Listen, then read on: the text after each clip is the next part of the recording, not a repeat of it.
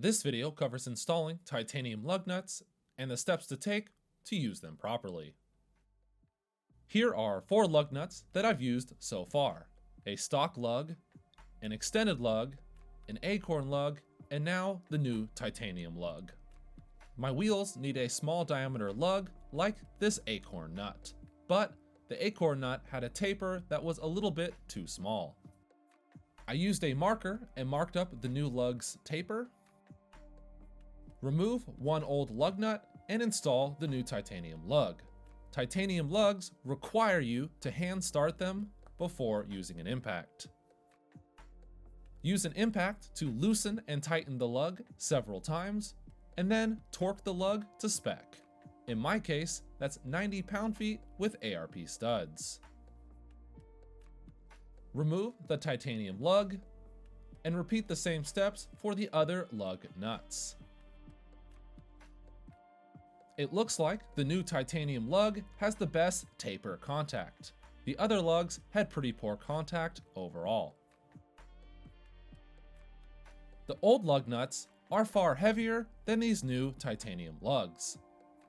The new lugs come in at 11 ounces for a set of 20. Now it's time to install the new lug nuts. Lift up the car and use jack stands to support the chassis. Remove the old lugs, then remove the wheel.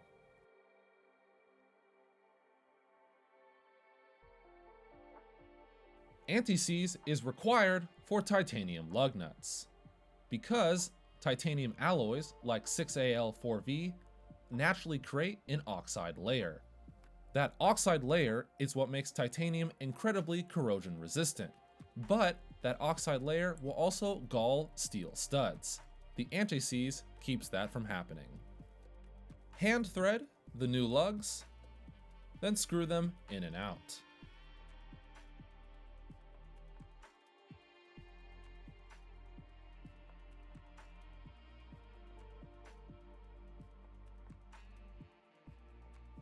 Clean off the excess anti-seize because we don't want any on the tapers.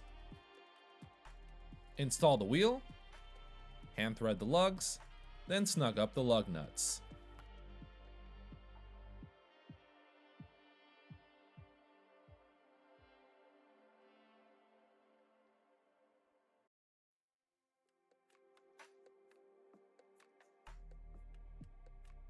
Lower the car to the ground.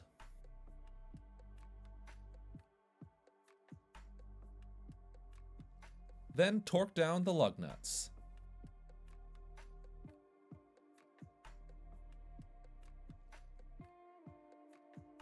And yes, they fit perfectly in factory wheels. I got these lug nuts because they have a larger taper and a small 17mm shank, but they are also lighter than steel lug nuts. And less weight is always welcome on my autocross car.